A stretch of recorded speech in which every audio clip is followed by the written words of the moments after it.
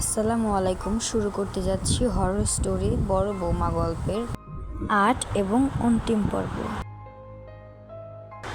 হঠাৎ করে বিজয় চিৎকার করে বলে ওঠে, আমি কিছুতেই ওর শরীর থেকে চলে যাব না, যেতে হলে ওকে সঙ্গে নিয়ে যাব। বিজয়ের মুখে অদ্ভুত মেয়েদের কণ্ঠস্বর শুনতে পেয়ে ভয়ে ঘাবড়ে ওঠে আয়াত। বিজয়ের সাথে কি ঘটতে চলেছে বুঝে উঠতে পারছে না আয়াত। বন্ধুর জন্য খুব মায়া হচ্ছে। আয়াতের কী বা করবে? বন্ধুর জন্য প্রেতাত্মার সাথে তো লড়াই করা যায় না। লড়তে গেলে জাদুবিদ্যার সঙ্গে নিয়ে ওতেই প্রেতাত্মাকে ঘায়াল করা সম্ভব। এদিকে সাদা চাদরে ঢাকা বিজয় তার চিৎকার চেঁচামেচি ক্রমান্বয়ে বেড়েই যাচ্ছে। নির্বাক দর্শকের মতো তাকিয়ে দেখছে আয়াত। কেমন কষ্ট যন্ত্রণায় ভোগ করতে হচ্ছে বিজয়কে। ধীরে ধীরে সেই আগুনের ছুরিটা মাথার ভিতর ঢুকে পড়ছে, আর তারই যন্ত্রণা ভোগ করছে বিজয়। সাদা চাদরটা একদম রক্তে ভিজে জ্যাপ করছে। বেশ কিছুক্ষণ পর ছুরিটা মাথার ভিতরে ঢুকে বিলীন হয়ে গেলে আচমকাই বিজয় জোরে চিৎকার করে ওঠে, যা শুনে আয়াত রীতিমতো প্রচণ্ড ভয় পেয়ে যায়। তান্ত্রিক তখন ইশারা দেয় বিজয়কে একবার ছেড়ে দিতে। ওরা ছেড়ে দিতেই তান্ত্রিক আয়াতকে বলে চাদরটা সরিয়ে দিতে। আয়াত তখন ভয়ে ভয়ে চাদরটা একটানে সরিয়ে দেয়, আর অবাক চোখে দেখে বিজয় সম্পূর্ণ ঠিক হয়ে গেছে। খুশিতে আয়াতের চোখ ছলছল করে ওঠে। হাত থেকে চাদরটা ফেলে দিয়ে বিজয়কে হাত ধরে দাঁড় করিয়ে বলে, তুই ঠিক আছিস তো বিজয়? হ্যাঁ, আমি এখন একদম ঠিক আছি। আমি তো রীতিমতো ভয় পেয়ে গিয়েছিলাম। যাক বাবা, তুই বেঁচে গেলি সেই অনেক। এবার চল এখান থেকে। না আয়াত, আমি যে জন্য এসেছি তা না করে কিভাবে চলে যাব? ওই বাড়িতে যে আমার স্ত্রী সন্তান আটকে আছে প্রেতাত্মার কাছে, ওদেরকে যে আমায় উদ্ধার করতে হবে। ভুলে যাই বাড়ির মধ্যে আটকে থাকা সব মানুষগুলোর কথা। কী ভেবেছিস ওরা সবাই বেঁচে আছে? না, বেঁচে নেই, কেউ বেঁচে নেই। ওই বাড়ির সবাই তুই যা দেখছিস তারা সবাই অতৃপ্ত আত্মা, বুঝেছিস? পাগলামো করিস না, চল এবার বাড়িতে। বিজয় তখন করুণ দৃষ্টিতে তাকিয়ে থাকে আয়াতের দিকে। আয়াত বুঝতে পারছে বিজয় আপনজনকে হারিয়ে কতটা কষ্ট হচ্ছে। বিজয় তখন আয়াতকে চলে যেতে বলে, কিন্তু আয়াত না গিয়ে সেখানটাই দাঁড়িয়ে থাকে। বিজয় তান্ত্রিকের কাছে গিয়ে হাত জোর করে বলে তার পরিবারকে বাঁচাতে। তান্ত্রিক তাকে সান্ত্বনা দিয়ে বলে, আমি তোমার পরিবারকে বাঁচাবো, কিন্তু সব বাধা অতিক্রম তুমি করতে পারবে? বিজয় তখন হ্যাঁ বলে দেয়। একটি বারও ভাবেনি ওই প্রেতাত্মার সঙ্গে লড়াই করতে গেলে এতে তার প্রাণের আশঙ্কা থাকতে পারে। বিজয় যখন রাজি, তাই তান্ত্রিক আর এক মুহূর্ত দেরি করেনি। সব কিছু সঙ্গে নিয়ে সবাইকে নিয়ে চলে যায় বাড়ির উদ্দেশ্যে। রাত তখন 1:45 বাজে। ওই বাড়িতে পৌঁছাতে প্রায় রাত 3টা বেজে যায়। গাড়ি থেকে নেমে দাঁড়ায় সবাই। যা স্থানটি ছিল ওই বাড়ির সীমানার বাইরে। চারিদিকে তখন খুঁতখুঁটি অন্ধকার, কিচ্ছু দেখা যাচ্ছে না।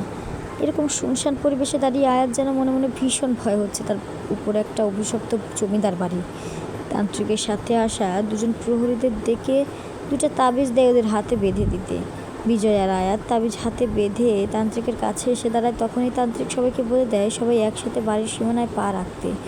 সবাই যখন একসাথে পা রাখে বাড়ির সীমানায়, ঠিক তখন অন্ধকার পরিবেশটা মুহূর্তের মধ্যে আলোকিত হয়ে ওঠে। চমকে যায় সবাই, যেন তারা অন্য জগতে চলে এসেছে। দরজার কাছে আসতে স্পর্শ করার আগেই দরজাটা খুলে যায়। তান্ত্রিক সবাইকে বলে ভয় না পেয়ে ভিতরে ঢুকতে। সবাই ভিতরে ঢুকে দেখে পুরো বাড়িটা রাজপ্রাসাদের মতো। চারিদিকে অনেক নামি দামি জিনিসে পরিপূর্ণ। অবাক চোখে দেখছে সবাই, এমন অভিশপ্ত পরিত্যক্ত বাড়িটা ভিতরে এরকম কে বিশ্বাস করবে? এটা আসলে সত্যি নাকি সব কিছু মায়া? তান্ত্রিক তখন সবাইকে গোল করে মাটিতে বসে দিতে। সবাই বসে যেতে তান্ত্রিক একটা মন চালিয়ে সবার মাঝখানে রাখে। সবাইকে বলে এক অপরের হাত শক্ত করে ধরে রাখতে। আর তিনি চোখ বন্ধ করে মন্ত্রপাঠ করতে লাগলেন। যখনই শুরু হলো মন্ত্রপাঠ, তখনই চারপাশটা ধীরে ধীরে পরিবর্তন হতে শুরু করলো। এ যেন মায়াজাল কেটে গিয়ে পরিত্যক্ত বাড়ির মতো রূপ নিতে লাগলো। তখনই হঠাৎ করে দোতলাতে চিৎকার চেঁচামেচির আওয়াজ ভেসে আসছে। শুনতে পেয়ে বিজয় হাত ছেড়ে উঠতে যাবে, তখনই বাধা দেয় আয়াত। তান্ত্রিকের কথা তাকে বলেছিল কেউ কারো হাত না ছাড়তে। যদি ছাড়ে তাহলে সবাই শক্তিশালী ভয়ঙ্কর প্রেতাত্মার হাতে সবাইকে মরতে হবে। বিজয় তখন আবার বসে পড়ে। এবার যেন বিজয়কে কেউ নাম ধরে ডাকছে। শুনতে পেয়ে বিজয় আয়াতকে বলতে আয়াত খ্যাপা স্বরে বলে, শোন বিজয়, তোর জন্য সবাই বিপদে পড়ি, তুই কি চাস? আর আমি কারো আওয়াজ শুনতে পাচ্ছি না যে কেউ তোকে ডাকছে। একটা কথা মনে রাখবি, যা দেখছিস আর যা কিছু শুনতে পাচ্ছিস সব কিছু প্রেতাত্মাদের মায়াজাল। ফেঁসে গেলে নির্ঘাত মৃত্যু। আয়াতের কথা শুনে চুপ হয়ে যায় বিজয়। কিন্তু তাকে যে এখন তার স্ত্রীর কণ্ঠস্বর ডাকছে। বিজয়ের মনে বড় কু ডাকছে। শেষে কিনা কি হয় ওদের সাথে সেটা ভেবে বেশ দুশ্চিন্তায় আছে বিজয়। বিজয়ের এমন নড়াচড়া দেখে আয়াত চোখ খুলে তার দিকে চেয়ে বলে, বিজয় তুই এমন করছিস কেন? কেন ওদের জন্য চিন্তা করছিস? একটু চুপ হয়ে বসে থাকতে পারিস না? এই বলে আয়াত আবার স্থির হয়ে চোখ বন্ধ করে বসে থাকে, আর বিজয়ের হাতটা খুব শক্ত করে ধরে রাখে। বেশ কিছুক্ষণ পর তান্ত্রিক সবাইকে চোখ খুলে তাকাতে বলে। সবাই তাকাতেই দেখে তাদের চারপাশে অতৃপ্ত আত্মারা ঘোরাফেরা করছে। এটা দেখে আয়াত প্রচণ্ড ভয়ে চিৎকার করে উঠল। তখনই তান্ত্রিক চেঁচিয়ে বলে, হাতটা ছেড়ে দিও না, তাহলে সর্বনাশ হয়ে যাবে। আর তখন তান্ত্রিকের কথা শুনে বিজয়ের হাতটা শক্ত করে ধরে রাখে।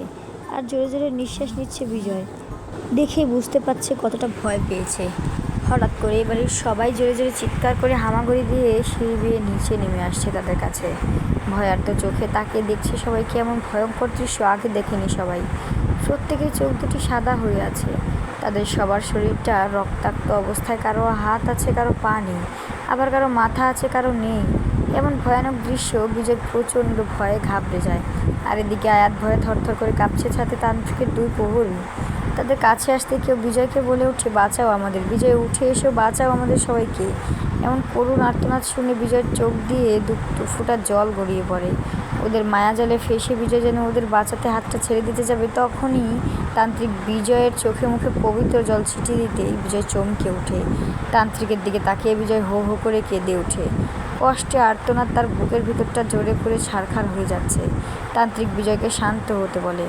যখন তান্ত্রিক মোমবাতিটা বিজয়ের হাতে দিতে যাবে, তখনই পিছনে ওই আত্মাদের আর্তনাদ করে উঠে। সবাই পিছনে তাকাতেই দেখে এক ভয়ানক দৃশ্য। হামাগুড়ি দিয়ে আসা প্রেতাত্মাগুলো হঠাৎ করে তাদের সমস্ত শরীরটা গলে যেতে শুরু করে। আর তাদের এই কষ্টের আর্তনাদ শুনতে পায় তারা। ধীরে ধীরে ওই আত্মাগুলো গলে গিয়ে আগুন ধরে পুড়ে একসময় সব কিছু অদৃশ্য হয়ে যায়। এই দৃশ্যটা দেখে সবাই খুব ভয় পেয়ে যায়। তান্ত্রিক বুঝতে পারে এখানে কত আত্মা বন্দি আছে, কিন্তু তিনি একটা বিষয় বুঝতে পারছেন, আত্মাগুলোকে বন্দি করে রেখেছে। চিন্তা না করে বিজয়কে মোমবাতিটা হাতে নিয়ে তান্ত্রিক বলে ওঠে, একটা কথা ভালো করে মনে রেখো, এই মোমবাতিটা দ্বারা তুমি তোমার আপনজনদেরকে খুঁজে পাবে।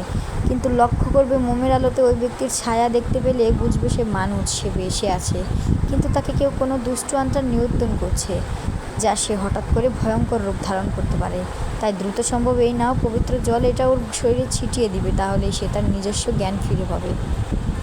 আর একটা কথা, হাত থেকে মোমবাতিটা পড়ে গেলে তোমার মৃত্যু নিশ্চিত। যা ওই শয়তান তোমাকে কামড়িয়ে খেয়ে ফেলবে, তাই খুব সাবধানে কাজ করবে। হ্যাঁ, আমি আপনার কথা স্মরণে রাখবো। এই বলে বিজয় উঠে দাঁড়াতেই এক দমকা বাতাস এসে বিজয়কে ভেদ করে চলে যায়। তখন বিজয় অনুভব করে কেউ তাকে ধাক্কা দিয়ে ফেলে দিতে চাইছিল, কিন্তু বিজয় যেন পড়ল না। এমন আচমকা বাতাস দেখে তান্ত্রিক বলে, মনে রেখো, কেউ তোমার কিচ্ছু ক্ষতি করতে পারবে না যতক্ষণ না তোমার হাতে পবিত্র জল আর মোমবাতিটা আছে। তাই সাবধান, হাত থেকে মোমবাতিটা ফেলে দিও না। বিজয় মাথা নাড়িয়ে হ্যাঁ বলে। হাতে মোমবাতিটা নিয়ে বিজয় সিঁড়ি বেয়ে উপরে অহনার রুমের দিকে এগোতে লাগলো। বিজয় তখন শুনতে পায় তার চারপাশে অনেকেই ডাকছে। বিজয় মোমবাতিটা সামনে এগিয়ে ধরতেই দেখে চারপাশে কেউ নেই, কিন্তু তার কানে আওয়াজ আসছে, বলছে, আমাকে বাঁচাও, মোমবাতিটা ফেলে দাও, তান্ত্রিক তোমাকে বোকা বানাচ্ছে, আর সামনে এগিয়েও না। এমন আওয়াজে বিজয় থমকে দাঁড়ালো। হঠাৎই আচমকাই বিজয়ের সামনে এসে দাঁড়ায় কাজের মেয়ে তনু। ভয়ে ঘাবড়ে ওঠে বিজয়। মুহূর্তের মধ্যে অনুর ছায়াবিহীন দেখে বিজয় ভয়ে চুপসে যায়। পাশ কাটিয়ে চলে যাওয়ার সময় আর চোখে দেখে অনুর বিভৎস চেহারা, রক্তে ভেজা চোখে তাকে দেখছে। বিজয় ভয়ে ভয়ে অহনার রুমে ঢুকে মোমের আলোতে অহনার পাশে কবিতা আর তার শাশুড়ির রক্তাক্ত বিভৎস চেহারা তাদের দেখে বিজয় ভয়ে চিৎকার করে ওঠে। চিৎকারের আওয়াজে আয়াত ভয়ে ঘাবড়ে উঠে শেষ পর্যন্ত বিজয় শয়তানের কবলে পড়ে নিজের প্রাণটা হারালো। আয়াত উঠে দাঁড়াতে যাবে, তান্ত্রিক নিষেধ করে চুপ করে বসে থাকতে আর ইশারাতে বোঝায় বিজয়ের কিচ্ছু হয়নি, ভয়ে চিৎকার করছে। অহনার পাশে গিয়ে দাঁড়ালো বিজয়। প্রচণ্ড ভয়ে দেখছে ওদেরকে। তাদের কোনো ছায়া মোমের আলোতে পড়ছে না, শুধু অহনার ছায়া ছাড়া। বিজয় এক মুহূর্ত দেরি করেনি, পবিত্র জল অহনার শরীরে ছিটিয়ে দিতেই অহনা চিৎকার করে ওঠে। আলোতে অহনা বিজয়কে দেখে জড়িয়ে ধরতে যাবে, তখনই তাকে বাধা দিয়ে বলে, আমাকে স্পর্শ করো না, আমি সবাইকে বাঁচাতে এসেছি। বিজয়ের কথা শুনে অহনা মনে পড়ে যায় সেই সন্ধ্যাবেলার কথা, যে একটা কালো মূর্তির মতো ছায়া তার দেহে প্রবেশ করেছিল। ধ্যানে থাকতে দেখে বিজয় বলে, চলো, আর দেরি করা যাবে না, আমার হাতে সময় খুবই কম। অহনা বিজয়ের সাথে আসতে যাবে দেখে তার মা আর বড় ভাবি তাকে কাছে ডাকছে যেতে। বিজয় তখন অহনাকে বলে, এসব অতৃপ্ত অত্যাচার দেখছো, কেউ বেঁচে নেই, তুমি কাছে গেলে ওরা তোমাকে মেরে ফেলবে, চলো, আর এক মুহূর্ত দাঁড়িয়ে থেকো না। অহনাকে নিয়ে তান্ত্রিকের কাছে চলে আসে, আর তাকে রেখে বিজয় চলে যায় মায়ার রুমে গিয়ে দেখে মায়া আর অয়ন দুজনেই ভয়ে জড়সড় হয়ে রুমের কর্নারে দাঁড়িয়ে আছে। মোমবাতিটা কাছে নিয়ে যেতেই দেখে তাদের ছায়া পড়েছে মাটিতে। দেখতে পেয়ে দ্রুত পবিত্র জল ছিটিয়ে নিয়ে আসে তাদেরকে তান্ত্রিকের কাছে। এবার বিজয় সারা রুম খুঁজেও শ্বশুর নাবিল রাশেদকে খুঁজে পাচ্ছে না। হঠাৎ মনে পড়ে ওই পরিত্যক্ত রুমের কথা যেখানে তার মেয়ে বন্দি। খুব দ্রুত ওই রুমটার কাছে গিয়ে দরজাটা খুলে দেখে এখনও দেয়াল দিয়ে প্রবেশ পথ বাঁধা। বিজয় তখন পবিত্র জল দেয়ালে ছিটিয়ে দিতে দেয়ালটা চোখের সামনে অদৃশ্য হয়ে যায়। আর চেয়ে দেখে তার শ্বশুর নাবিল ও রাশেদ। ভয়ে সবাই কাঁপছে। বিজয় কাছে গিয়ে দেখে মোমের আলোতে তাদের ছায়া দেখা যাচ্ছে।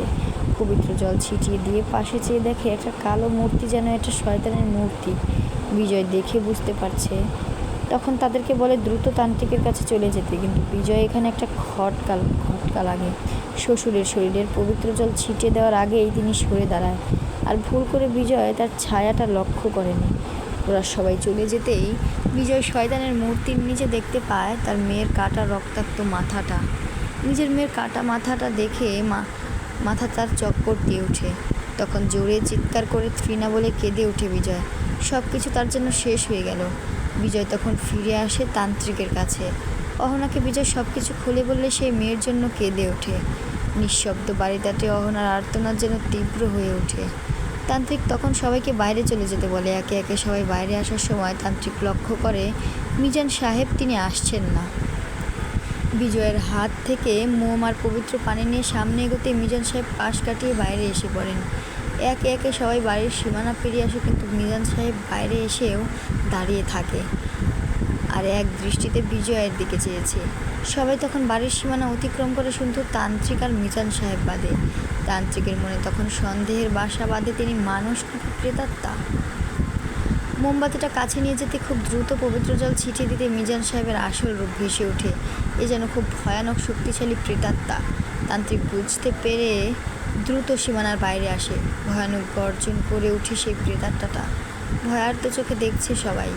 তান্ত্রিক তখন সবাইকে চলে যেতে বলে, এই দুষ্ট আত্মাকে মারতে হলে এই শয়তানের মূর্তিটা পুড়িয়ে ফেলতে হবে, তাহলে ও নিজে নিজেই শেষ হয়ে যাবে, সাথে আটকা পড়া আত্মাগুলোও মুক্তি পাবে। তান্ত্রিকের কথা শুনে নাবিল রাজি হয় ওই ভয়ানক প্রেতাত্মাকে আগুনে পুড়িয়ে মারতে। অন্যরা সবাই নিষেধ করে এই কাজে না যেতে, কিন্তু নাবিল কারো কথা শোনেনি। সে নিজের চোখে দেখেছে তার কবিতাকে কীভাবে নির্মমভাবে মেরেছে ওই ভয়ানক প্রেতাত্মাটা।